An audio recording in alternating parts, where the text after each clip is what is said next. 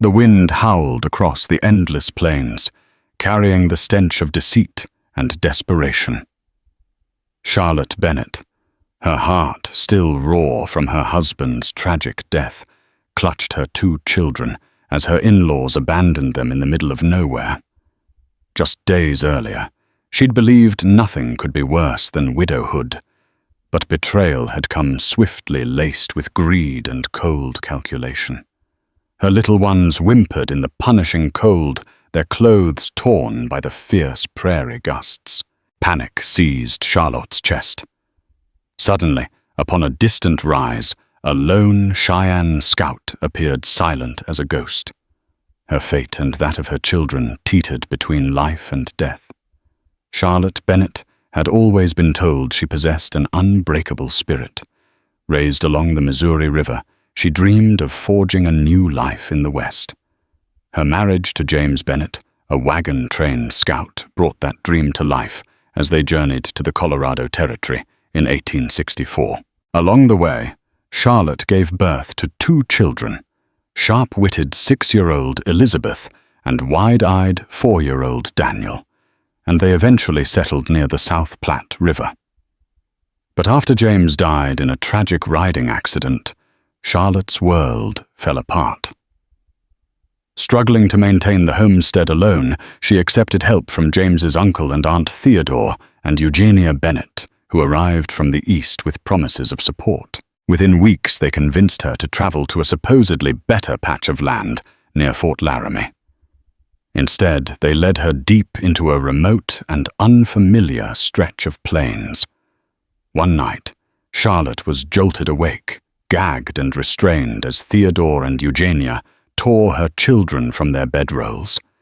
They confessed their plan: forge a deed in Charlotte's name, claim the land, and sell it to settle Theodore's gambling debts. They left Charlotte and the children with no food, no supplies, and no hope, abandoned in the vast wilderness under a cold prairie sky. Morning light brought a dusty, colorless dawn, bathing the lifeless prairie in shades of brown and gray. Charlotte's throbbing head reminded her that the nightmare was all too real. She looked into Elizabeth's fearful eyes and Daniel's tear-streaked cheeks. No water, no food, no map.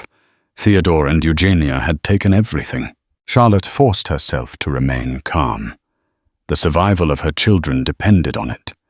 She knew a few frontier skills from her time traveling with James. She scanned the horizon for landmarks. Far in the distance, the undulating outline of sandstone bluffs pointed westward. If she recalled James's lessons correctly, the South Platte River might be found somewhere beyond those bluffs. Gathering what little strength she had, Charlotte set her mind to walking. She tore strips from her petticoat to bind her children's blistered feet. Elizabeth and Daniel, though frightened, obeyed their mother without complaint. They trudged across dry grass and exposed rock under the punishing glare of the sun. The day stretched endlessly, and with each passing hour, dehydration tightened its grip. By evening, the children could hardly stand. A dust storm loomed on the horizon, those violent, swirling winds that could choke travelers and bury entire wagons under dunes of shifting soil. Charlotte scrambled to find shelter, but there was none to be found in the open plain. She hastily bundled the children against her skirts, using her own body as a shield. The storm engulfed them, stinging their faces with sand and grit, turning their lungs raw. Darkness fell early, and Charlotte felt her resolve slipping beneath mounting exhaustion. Sometime during that terrible night, Daniel coughed uncontrollably. Elizabeth clung to her mother's arm. Fearing her children might die before daybreak, Charlotte prayed silently. She prayed for James to guide her. She prayed for a miracle. She prayed for anything. Only the howl of the wind answered. When dawn broke, the dust storm had retreated, leaving half-buried footprints and an eerie silence in its wake. With minimal shelter from the elements and no sign of rescue, Charlotte steeled her resolve. They would continue west toward any slope of rising land that might hint at water or a settlement. She tried to recall any mention of local tribes from her husband. The Cheyenne, Arapaho, and Lakota roamed these regions, but whether they would offer mercy or hostility, she could not guess. The second day of walking was even harsher. The sun beat down mercilessly, burning exposed skin. Elizabeth's lips cracked. Daniel's face reddened, and Charlotte felt her body threatening to collapse. Still, she pressed on, urging her children to keep hope alive. By midday, faint shapes appeared on a distant ridge. Figures on horseback moving in a formation that suggested skilled riders. Charlotte's heart fluttered in panic and faint hope. Were they cavalry from a nearby fort? Perhaps Fort Laramie. Or were they tribal warriors? She ushered the children behind a scrubby bush and watched nervously. Dust rose around the figures, distorting them. She could not tell if they had seen her. Desperation tempted her to wave them down, but fear of hostility held her hand.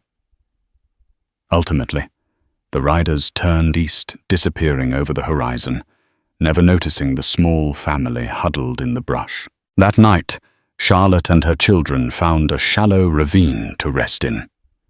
The air was cooler there, though the dryness of her throat made every breath painful.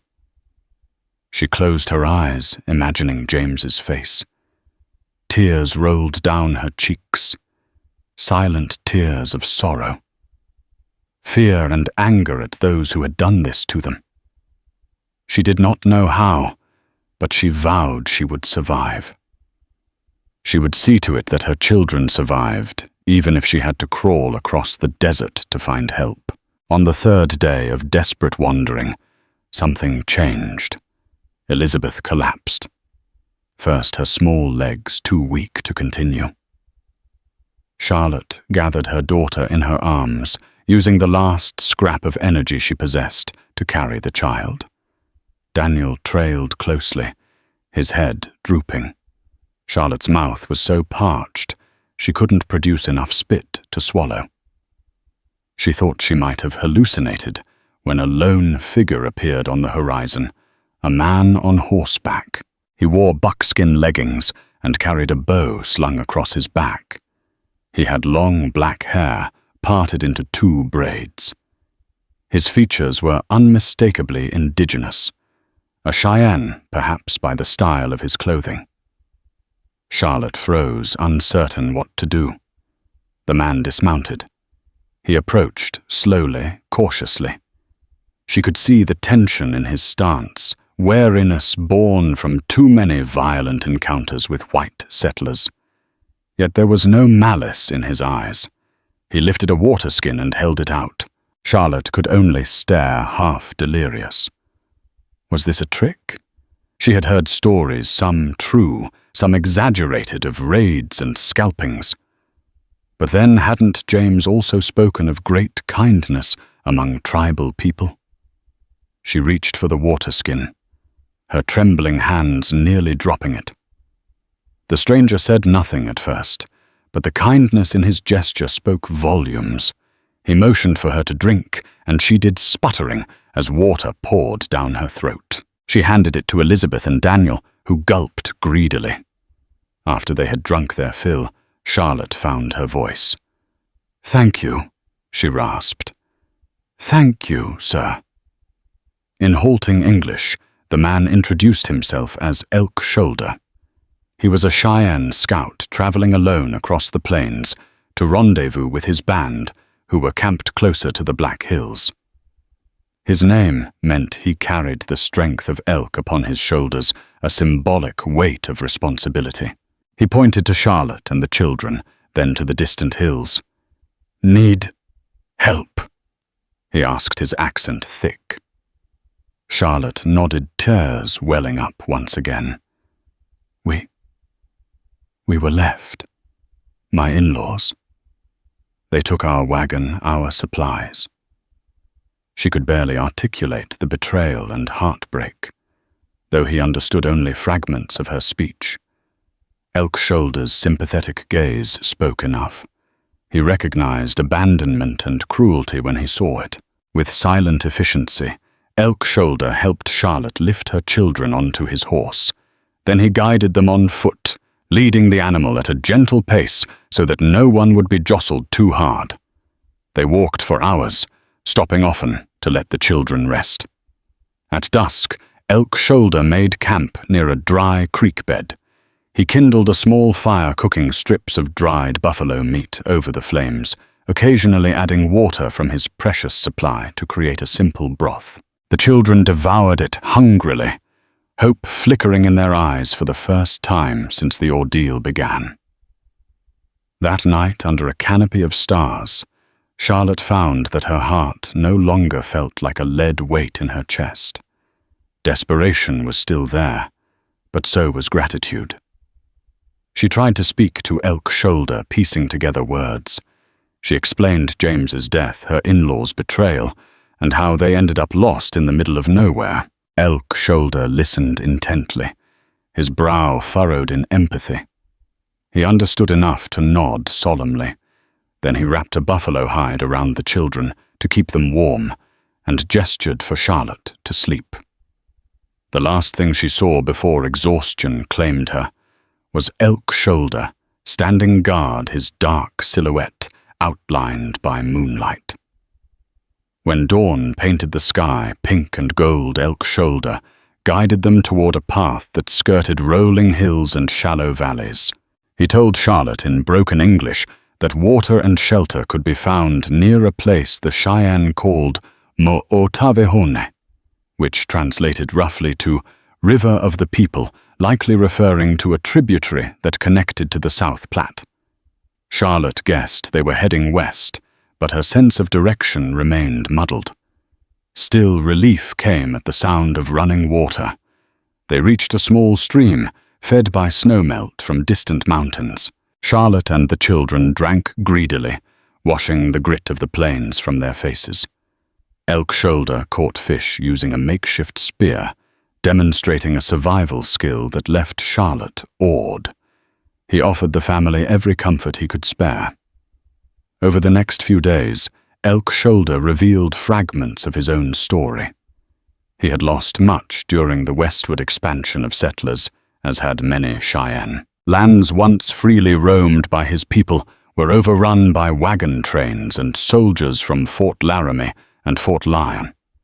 He had witnessed entire villages decimated by broken treaties, real-recorded treaties, like the 1851 Treaty of Fort Laramie, which promised tribal territories but was soon disregarded. Yet he harbored no immediate hatred toward Charlotte and her children. He recognized in her eyes a suffering not unlike that of his own people. Together they navigated the wild prairie. Elk Shoulder studied tracks and the direction of the wind, moving with care to avoid any potential trouble, be it roaming war parties or unscrupulous white scouts. Occasionally they spotted bison herds in the distance, a reassuring sign that nature's balance was momentarily intact. Each evening they made a small fire, cooking what little they had, while Charlotte tried to teach him words in English, and he taught her a few Cheyenne phrases. For Charlotte, this time was surreal. She had grown up hearing cautionary tales about indigenous warriors attacking settlers. Yet here she was, surviving only thanks to a lone Cheyenne scout's generosity. She worried about what might happen when they reached a settlement. Would Elk Shoulder be turned away, or worse, persecuted for simply existing? She wrestled with these moral quandaries as the days passed, all the while watching her children grow stronger. Their cheeks regained color, and their eyes sparkled whenever Elk Shoulder showed them something new. A bird call a medicinal plant, the quiet grace of nature's rhythms.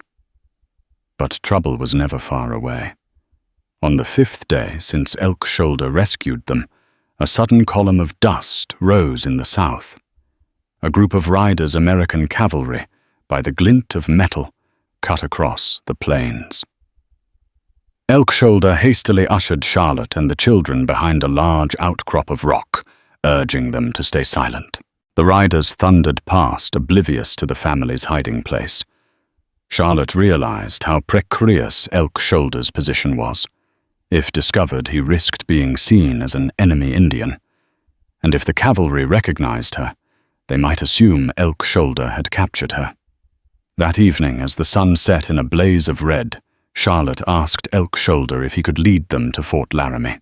She thought it the safest option, a place with medical supplies, and perhaps an official who could help her reclaim her stolen property. Elk Shoulder agreed, but his eyes flickered with unease.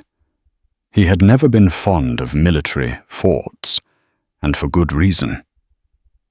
Still, he nodded. His sense of honor demanded he see Charlotte and her children to safety. Thus, with the final destination in mind, their journey began to take more definite shape. They marched over ridges and through shallow gorges, picking up game trails that meandered northeast. The weather began to shift with cooler nights, hinting at the approach of autumn. Once they reached Fort Laramie, Charlotte intended to plead for help. A single question gnawed at her. Would anyone believe her story about Theodore and Eugenia's treachery? Early one morning, the group woke to the sound of distant gunfire echoing across the plains. Startled, they broke camp quickly. Elk Shoulder scouted ahead, crouching low as he surveyed the terrain. Charlotte's heart pounded with dread, recalling stories of ambushes or warring factions. When Elk Shoulder returned, he motioned for them to follow quietly. They crept along a ridge until they could see a shallow valley below. There, a group of men in dusty coats, likely buffalo hunters, were engaged in a standoff with a party of Lakota warriors.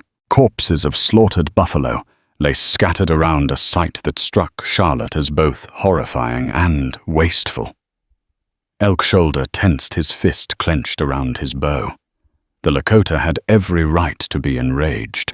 Wanton buffalo hunting threatened their way of life, as the herds they depended upon for food and shelter were being annihilated. Smoke rose from the muzzle of a hunter's rifle, and the echo of another shot rang through the air. The Lakota responded with arrows, forcing the hunters to retreat behind the carcasses. Shouts in Lakota reverberated over the screams of wounded men. Charlotte shielded her children's eyes, her stomach churning. Realizing that this skirmish could escalate rapidly, Elk Shoulder led Charlotte and the children around the valley, keeping to higher ground. They moved slowly and silently, but the acrid smell of gunpowder clung to the air for miles. Charlotte's hands shook as she tried to calm Elizabeth and Daniel, who whimpered at the terrifying sounds of violence. Never had Charlotte felt the tension between the white settlers and the indigenous tribes so keenly. They traveled well into the night to put distance between themselves and the valley. Finally, they set up a small, hidden camp among rock formations. The children fell asleep almost instantly, drained by the day's ordeal. Charlotte sat near the dying embers of the fire, eyes wide with lingering fear. Elk Shoulder approached, his expression grave. "Much danger," he said in halting English, pointing back toward the conflict. "People." He paused, searching for words. "Fight for land, for buffalo, for honor. Very bad. Many will die." Charlotte nodded sadly. "Why is it always bloodshed?" she whispered, thinking of how easy it was for her in-laws to cast her and her children aside. Greed, desperation, pride. It all boiled down to power. She felt a sudden kinship with Elk Shoulder, an understanding that they were both caught between unstoppable forces. She laid a hand on his arm. "Thank you," she said again, voice trembling with gratitude. His eyes reflected the firelight as he nodded. "I help your children." They have good hearts." In the hush of the night, Charlotte found her resolve hardening. She would not allow her children to be lost in this world of violence and betrayal. She needed to get to Fort Laramie to find a way to secure her rights to the land that James had fought so hard to claim. And in whatever way possible, she would repay Elk Shoulder's kindness. 3 more days passed. Food became scarce, and Elk Shoulder had to hunt tirelessly to keep them fed. He left before dawn, returning at midday with a hare or a few grouse. Charlotte tried to forage for berries and roots, relying on memories of what James had taught her. Elizabeth and Daniel followed Elk Shoulder around like puppies, enamored with his skill at tracking animals and reading the signs of the sky. During one such hunt, Elk Shoulder returned with a grim face. He had spotted smoke trails that indicated a cavalry patrol was nearby, possibly from Fort Laramie. He wanted to avoid them at all costs until they drew closer to the fort, where there would be some semblance of order. A random patrol on the open plains might shoot first and ask questions later if they saw a Cheyenne man with a white woman and children. That afternoon, as they traversed a rocky plateau, a small group of men on horseback emerged suddenly. They wore battered hats and carried rifles. Charlotte's blood ran cold. These were not soldiers, but they looked armed and dangerous. One was a bearded man with harsh eyes that flickered with greed when he saw Elk Shoulder's horse. Another had a limp, but his posture suggested he was no stranger to violence. "Whoa there!" the bearded man called out, raising a hand. "What do we have here? A squaw man leading a lady and her young'uns." Charlotte felt Elk Shoulder tense. He subtly maneuvered himself between the men and the children. She could sense the danger crackling in the air. The men eyed Elk Shoulder's buckskin clothing, then turned to Charlotte. "You in trouble, ma'am?" the bearded man asked, voice laced with false concern. "We can help you get rid of that savage." Fear coiled in Charlotte's belly, but she lifted her chin. "He's my guide," she said firmly. "We're on our way to Fort Laramie." "Oh, is that so?" The limping man spat a wad of tobacco. "That's a good piece of horseflesh he's got. Maybe we'll lighten your burden, save you from the Indian." Elk Shoulder's hand inched toward his bow. He said nothing, but his eyes blazed. Charlotte sensed a confrontation brewing. She held up her arms protectively. "Stay back," she warned, though her voice wavered. "We want no trouble." The men shared a grin that reeked of malice. "Trouble's already here," the bearded one sneered. Suddenly, the limping man raised his rifle. A shot rang out, but Elk Shoulder was quicker. He dove, dragging Charlotte and the children to the ground. The bullet whizzed overhead, echoing across the plateau. Another shot followed. This time, Elk Shoulder notched an arrow and fired with lightning speed, grazing the limping man's shoulder. The man yelled in pain. "Run!" Elk. Shoulder shouted to Charlotte, pointing to a cluster of rocks for cover. Elizabeth and Daniel cried out as Charlotte shoved them forward. She dared a glance back, heart hammering in her chest. Elk Shoulder faced the men alone, loosing another arrow that struck the bearded man's horse. The wounded animal reared, throwing its rider to the ground. Elk Shoulder wasted no time. He leapt onto his own horse, guiding it toward Charlotte and the children. Together they fled, bullets whistling past them.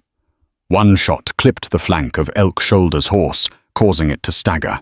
Despite the animal's pain, Elk Shoulder maneuvered it skillfully, galloping across the plateau until the men were a distant blur behind them. Only then did he slow dismounting to tend the horse's wound. Charlotte's heart did not stop pounding until nightfall. She realized with a chill how close they had come to tragedy. If Elk Shoulder had not been with them, she and her children would have been at the mercy of outlaws. Wordlessly, she helped him wash and bind the horse's wound. Exhausted and shaken, they made camp in a hidden ravine, all too aware that danger lurked everywhere on the lawless frontier. When they finally neared Fort Laramie, Charlotte's nerves were frayed. The fort was a bustling hub on the Oregon Trail, where wagon trains, traders, and soldiers converged. She had never been there herself, but James had mentioned its high wooden walls and the row of barracks that housed soldiers. It was also a place where native tribes came to trade or negotiate treaties, though those negotiations were often fraught with tension and betrayal. As they approached, Elk Shoulder grew quieter. He knew that once they passed through the gates, his life would be in the hands of people who might see him as an enemy. Charlotte sensed his apprehension. "I'll speak for you," she assured him softly. "I won't let them hurt you." Elk Shoulder simply nodded, but she could see the doubt flicker in his eyes. He was well aware of how easily white men's promises could be broken. The fort's walls came into view at dusk. Lanterns flickered near the entrance, and a pair of soldiers stood guard. When they saw Elk Shoulder, they stiffened, rifles raised. Charlotte stepped forward quickly, hands in the air. "Please, I need to speak with your commanding officer," she called out. One guard peered down at her from beneath the brim of his hat. "Ma'am, is this Indian holding you against your will?" he demanded, finger on the trigger. Charlotte's voice rang firm. "He is my guide. We seek assistance." She gestured to her children. "We've been traveling for days. My children are exhausted. Let us in." After a tense moment, the guards lowered their rifles.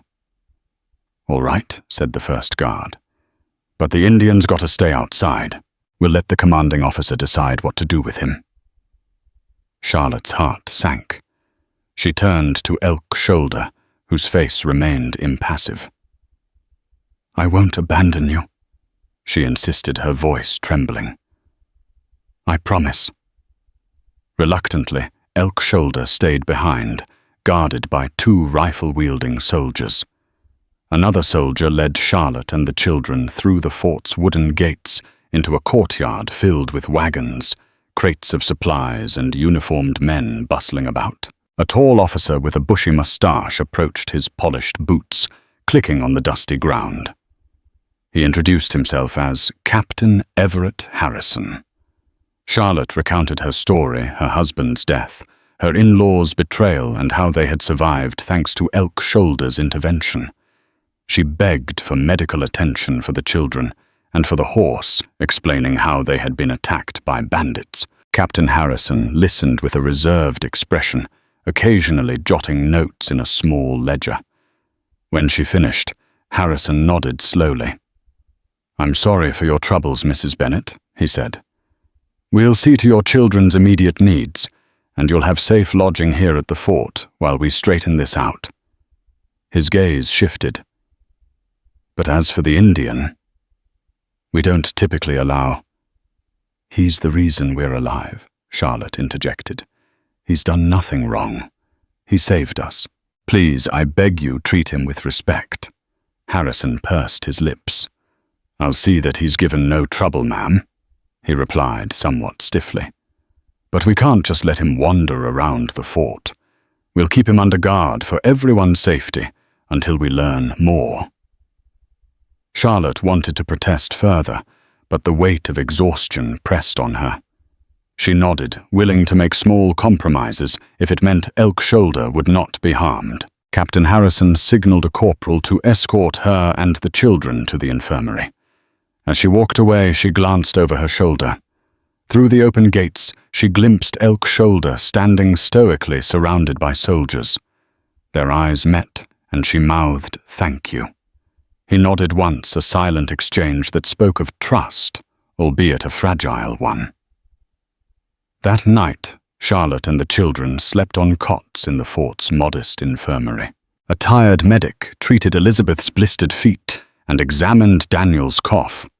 Charlotte herself was patched up, her cuts cleaned and bandaged.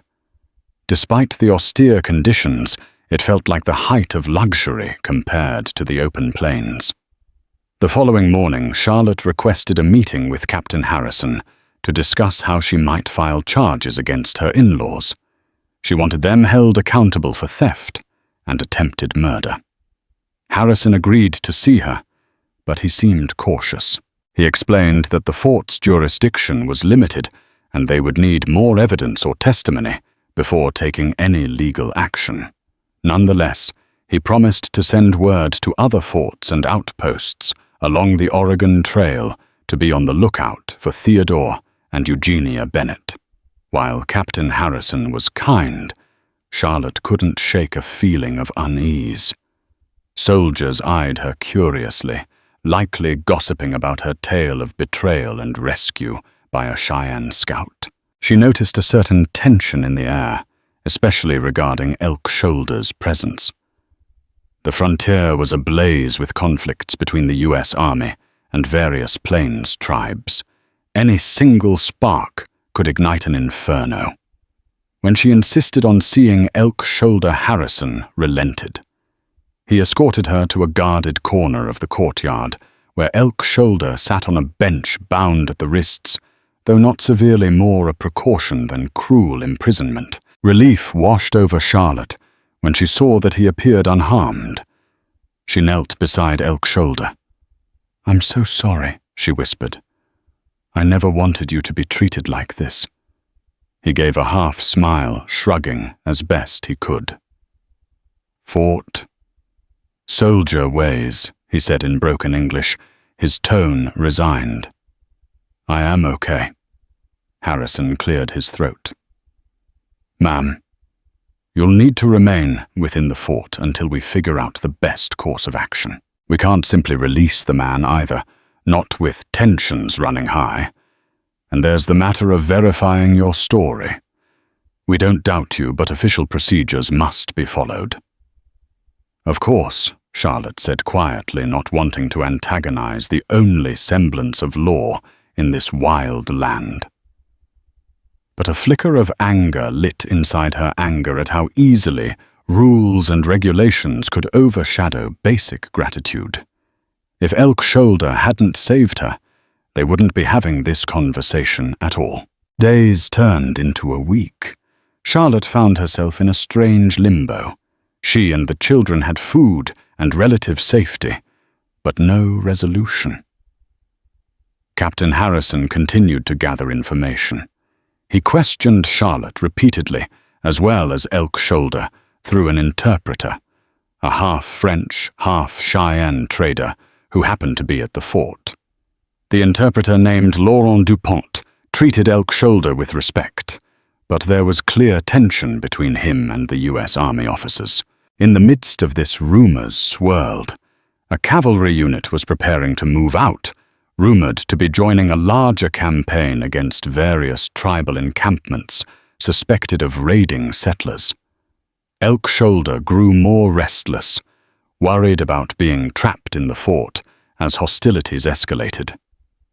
Charlotte felt caught between gratitude toward the army for sheltering her children and fury over the injustice done to Elk Shoulder. One afternoon, Captain Harrison approached Charlotte with new information. A traveling peddler had reported seeing a man and woman matching Theodore and Eugenia's descriptions. They were heading east, possibly to Cheyenne City, later called Cheyenne, Wyoming.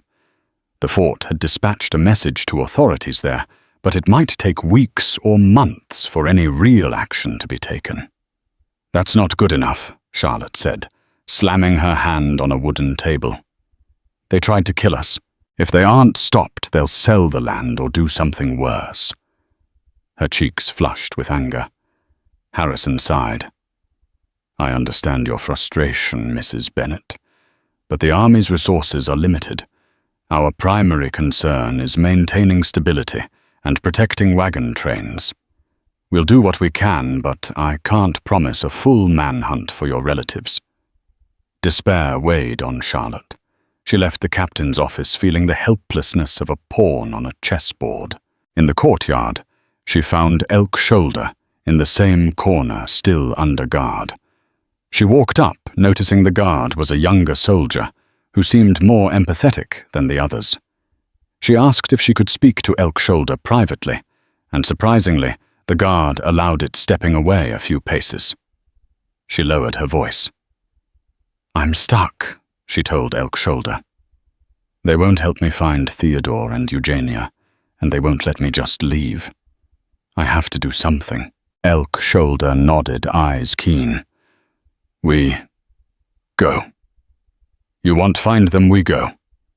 He flexed his bound wrists. "Need freedom." Charlotte's heart pounded at the implication.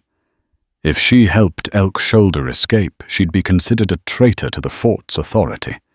But if she stayed, she might never reclaim her life, never see justice for James's memory. She remembered James's final words before his accident, telling her to always follow her conscience. In that moment, her mind was made up. "Give me time," she whispered, her gaze flicking to the guard. "I'll find a way to get you out. Then we'll go after Theodore and Eugenia ourselves, or at least we'll get away from here." Elk Shoulder's expression was resolute. "Aho," he said, a Cheyenne word of agreement. With a final nod, Charlotte stood. She offered a small, hopeful smile, then turned away. The next phase of her life was set. She would rescue the man who had rescued her, even if it meant betraying the very fort that had given her children sanctuary. That evening, a thunderstorm rolled in. The sky crackled with lightning rain drumming on the fort's rooftops. Charlotte seized the opportunity. Soldiers scurried about, latching doors and windows, securing supplies from the downpour. Visibility was poor. The guard shifts grew chaotic. She had observed the rotation for days. She knew exactly when Elk Shoulder's post would have the fewest men watching.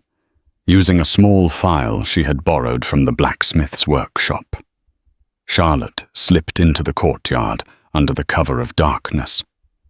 She wore her cloak hood pulled up against the sheets of rain. Elizabeth and Daniel were sound asleep in the infirmary under the care of a kind nurse. Charlotte planned to return for them once Elk Shoulder was free. She felt a pang of guilt at leaving them, but she needed them safe for now. She found Elk Shoulder's guard, huddled beneath a leaky awning, cursing the weather. Elk Shoulder sat nearby, drenched wrists bound to a post, but with enough slack to move slightly. Lightning flashed overhead, illuminating the yard. Charlotte's heart thundered with excitement and fear. Carefully, she signaled to Elk Shoulder. In the storm's cacophony, the guard didn't hear her approach from behind. With trembling hands, Charlotte pressed a cloth soaked in a strong herbal concoction to the guard's mouth. It was something the infirmary medic used for sedation during painful procedures. The guard tried to struggle, but exhaustion and surprise worked to Charlotte's advantage. After a few moments, he sagged unconscious. Charlotte lowered him gently. Quickly, she used the file to saw through Elk Shoulder's wet bindings. The rope parted, and Elk Shoulder stood massaging his wrists. He nodded his thanks, a determined set to his jaw. Lightning flickered again, revealing other guards across the courtyard. They had not yet noticed the situation. Silently, they ducked between wagons and supply crates, making their way toward the fort's main gates. In the gloom, a stable door sat ajar. Elk Shoulder pointed. They crept inside, finding a startled young stable hand trying to calm the horses spooked by thunder. The stable hand froze upon seeing them. Before he could cry out, Elk Shoulder raised a cautioning finger to his lips, then opened a stall, retrieving the horse that had carried them this far. It whinnied softly at the sight of him. Charlotte felt her pulse racing. At any moment, a guard could discover them. They led the horse outside, hugging the fort's perimeter. The main gate was locked. However, near the back of the enclosure was a small sally port used by patrols. With the wind and rain raging, no one stood guard there. They slipped through, breath catching in their throats as they emerged onto the open plains. Only once they were a few hundred yards from the fort did Charlotte release the breath she'd been holding. The taste of freedom was both exhilarating and terrifying. "We have to go back for my children," she gasped, turning to Elk Shoulder. "They're still inside." He hesitated, glancing at the fort's towering walls. "Very dangerous," he said quietly. "Soldiers search soon." Lightning illuminated Charlotte's grim expression. "I won't leave them behind," she insisted, voice wavering. "I can't." Elk Shoulder looked at her for a long moment, then nodded. They agreed to hide until the storm died down. Then Charlotte would attempt to re-enter the fort, retrieve Elizabeth and Daniel, and slip away. It was a near-suicidal plan, but no other options presented themselves. They found shelter in a small gully, using a rock overhang to protect against the rain. For the second time in her life, Charlotte felt the weight of near-impossible odds pressing down on her. Yet she had something she didn't have before, a purpose fueled by righteous anger and maternal love, combined with the debt of honor she owed to Elk Shoulder. As the storm ebbed, they prepared for the risk that lay ahead. Charlotte refused to let her children remain at the mercy of a system that viewed Elk Shoulder with suspicion and might never truly believe her story. With the first glimmers of dawn, they'd act. In the hazy pre-dawn light, Charlotte made her move. She walked brazenly up to the fort's gate from the outside, telling a startled guard that she had gone for a brief walk to calm her nerves during the storm. She offered a shaky story about feeling claustrophobic in the infirmary and stepping out while the gates were momentarily unguarded. The guard eyed her suspiciously, but the chaos of the previous night's storm seemed to lend some credibility. He let her in, scolding her for endangering herself. Charlotte rushed to the infirmary to find Elizabeth and Daniel. They woke with bleary eyes, confused but relieved to see their mother. "We're leaving," she whispered urgently. "There's not much time." Despite their questions, the children obediently followed her. She led them through the labyrinthine passages, heading for the sally port. The soldiers were still on high alert after discovering Elk Shoulder's escape, but they didn't suspect Charlotte would also flee. She kept her head down, guiding the children behind stacked crates. Just as they neared the gate, a soldier recognized her. "Mrs. Bennet," he called. "Wait. The captain wants to talk to you about the Indians' escape." Charlotte froze. Elizabeth and Daniel pressed themselves against her skirts, trembling. Summoning her courage, she turned and forced a calm smile. "Yes, I'm on my way to see him," she lied. "Just needed some fresh air with the children." The soldier frowned, but before he could question further, a commotion erupted on the opposite side of the courtyard. Shouts of, "He's over there," rang out. Charlotte seized the chance. She grabbed the children's hands and sprinted toward the sally port. Once through, she ducked behind tall grass, the children panting. Elk Shoulder emerged from the nearby gully horse in tow. Elizabeth's face lit up. "Elk Shoulder," she cried. He gave a genuine smile at the sight of them, then hurried them to mount the horse. It would be a tight fit, but they had no choice. Shots rang out from the fort walls. The soldiers must have spotted them. "Hold on," Elk Shoulder shouted. The horse took off, galloping across the plains with thunderous strides. Charlotte clung to the children, her mind racing. She wondered if the fort would send a pursuit party. Almost certainly, yes. But for now, they had a head start. They pushed the horse to its limits, traveling until the fort was a speck on the horizon. They finally slowed by a rocky creek, panting and drenched in sweat. The children were pale eyes wide with a mix of terror and excitement. Charlotte dismounted shakily. "We did it," she said, hardly believing the words. "We're free." For the first time since James's death, she felt something akin to hope coursing through her veins. Yes, the army might be after them, and she still had no proof to bring her in-laws to justice. But she had her children, and she had Elk Shoulder, her unlikely savior and ally. Together they would figure out the next step, far from the oppressive walls of Fort Laramie. Charlotte and Elk Shoulder agreed they couldn't simply wander the plains forever. They needed to track Theodore and Eugenia, who were rumored to be heading toward Cheyenne City. If Charlotte could confront them there, or at least alert local authorities, perhaps she could salvage her deed and have them arrested for attempted murder. With that plan in mind, they turned their horse south toward the old trails that led to the booming railroad towns. Over the next few days, they avoided major roads, wary of encountering cavalry patrols. Elizabeth and Daniel adapted surprisingly well, forging a bond with Elk Shoulder that transcended language. They giggled when he showed them how to mimic bird calls or pointed out trails of small prairie animals.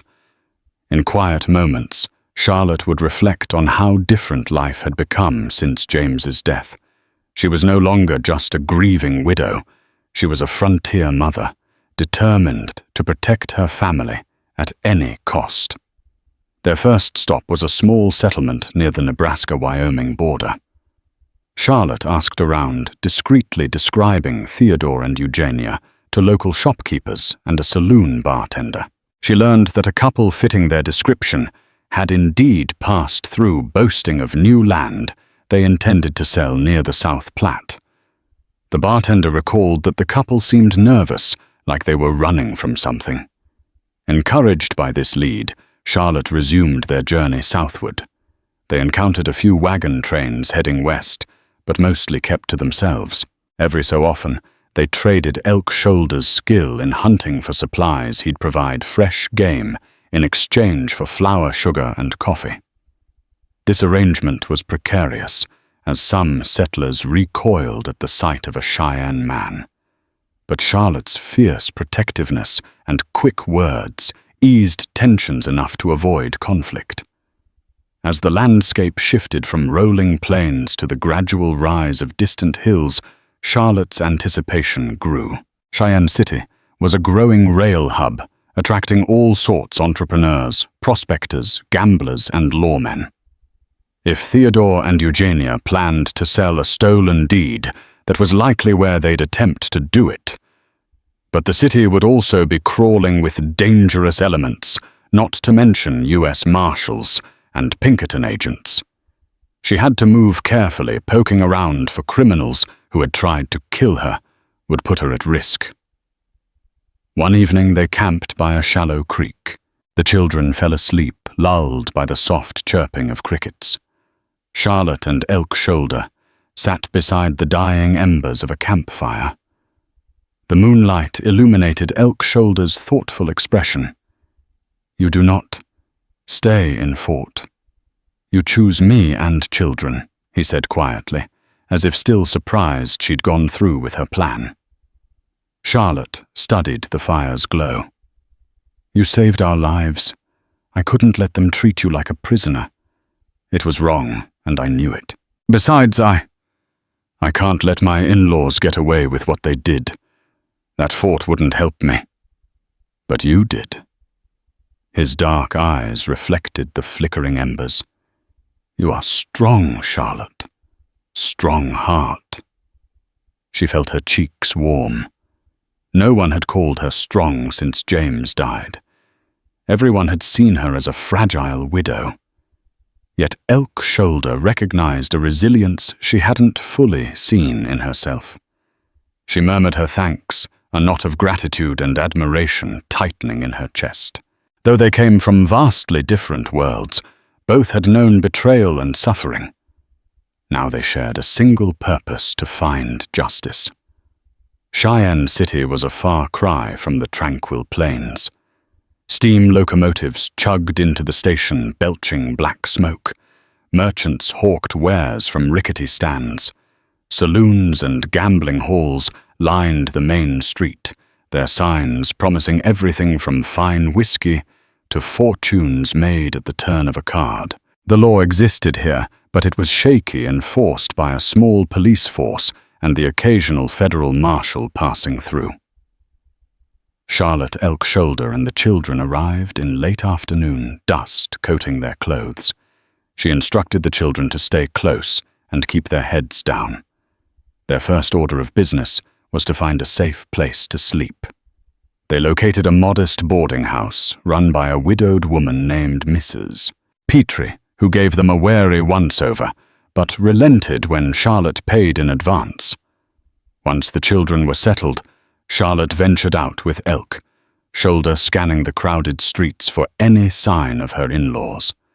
She visited a small land office, feigning interest in purchasing property.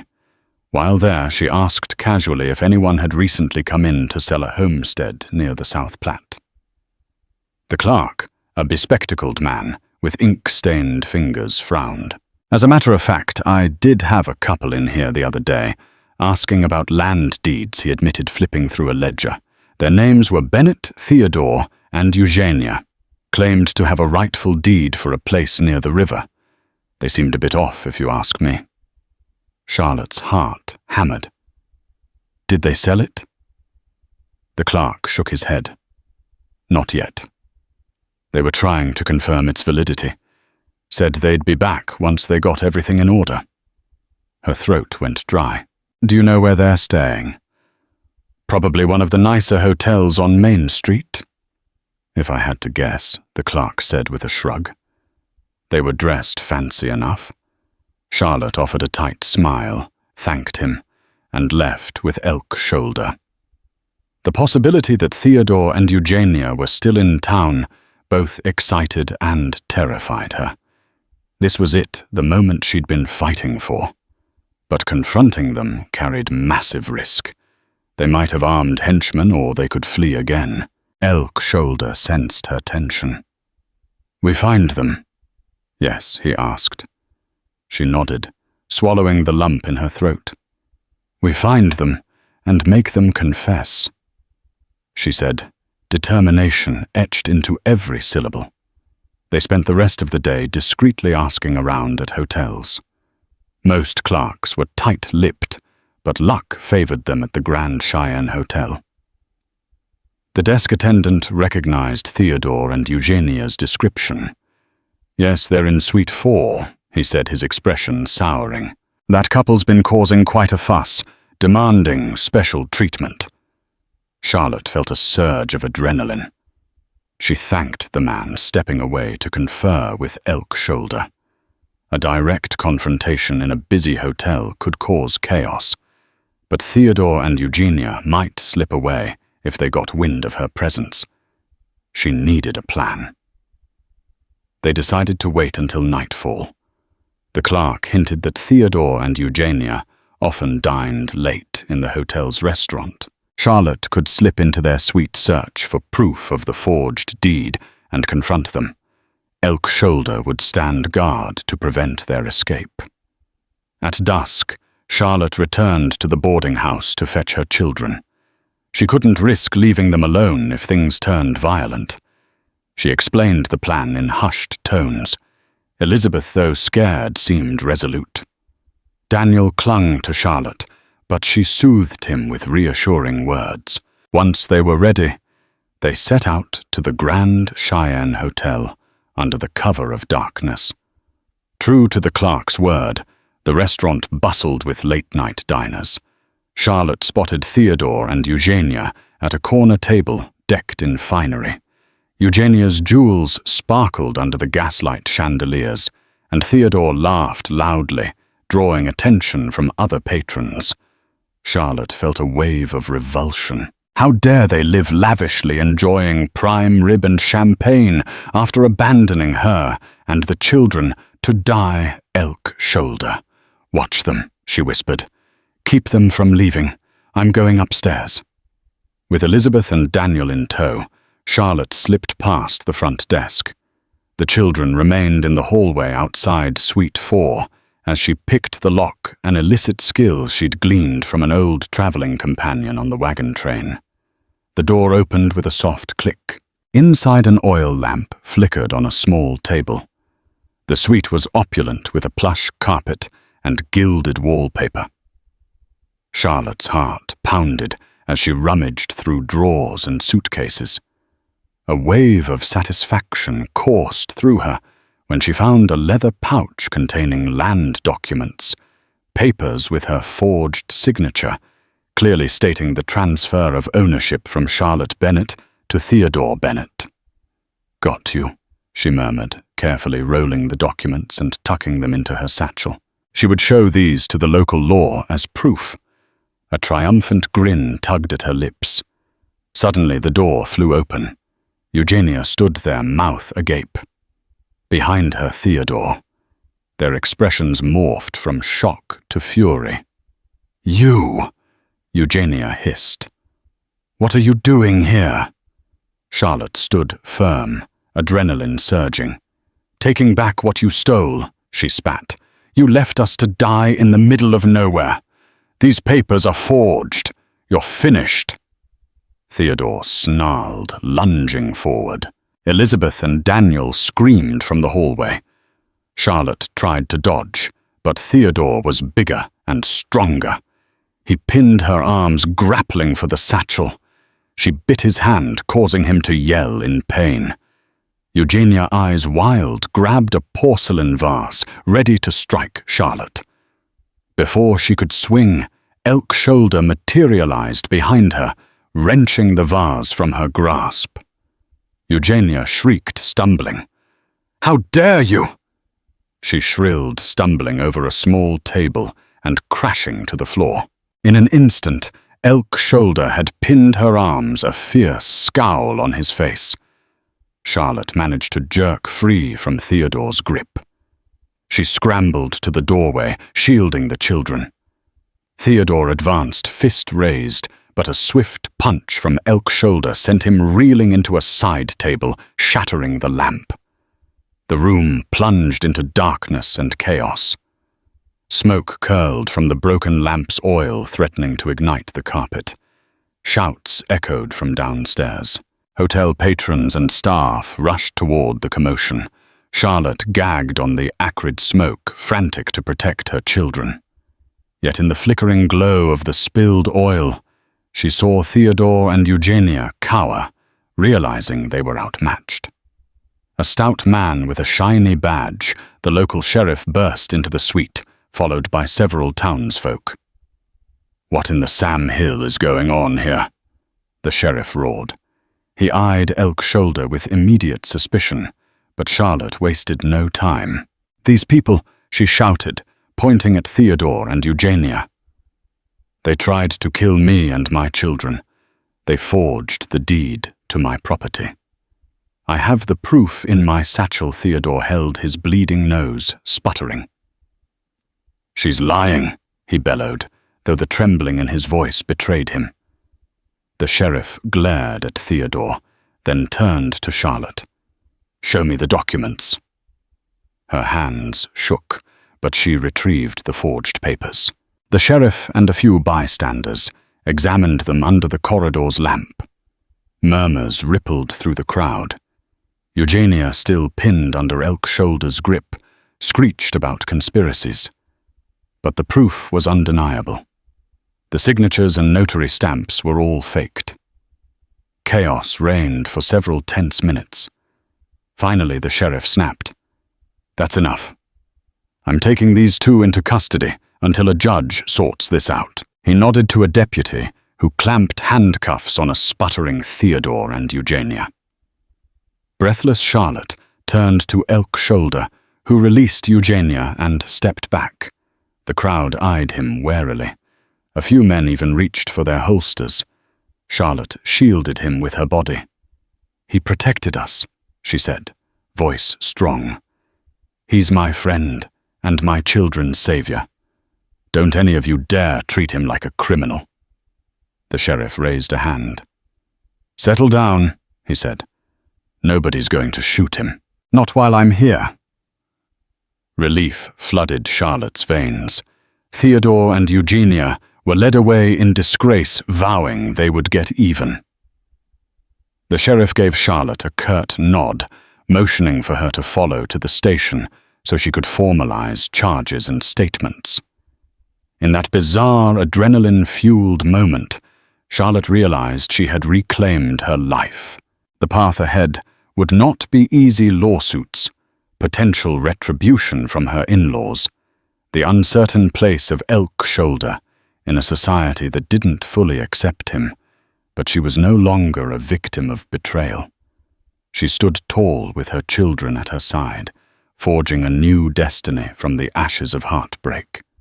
When dawn broke over Cheyenne City, Charlotte emerged from the sheriff's office holding valid proof of her rightful land deed. Theodore and Eugenia faced charges that would likely keep them out of her life forever. More importantly, she had reclaimed her dignity and the safety of her children. By her side was Elk Shoulder, the lone Cheyenne scout, whose bravery and kindness had been instrumental in her survival. Though the future promised further challenges, prejudices to confront a homestead, to rebuild hope and courage, now burned brightly in Charlotte's heart. Friends, if you found yourself on the edge of your seat, please remember to like, share, and subscribe to this channel. Your support helps bring untold stories of the frontier to life, reminding us that hope and humanity can flourish in even the harshest landscapes. Join us on the next journey into the Wild West, and don't miss the epic tales yet to come.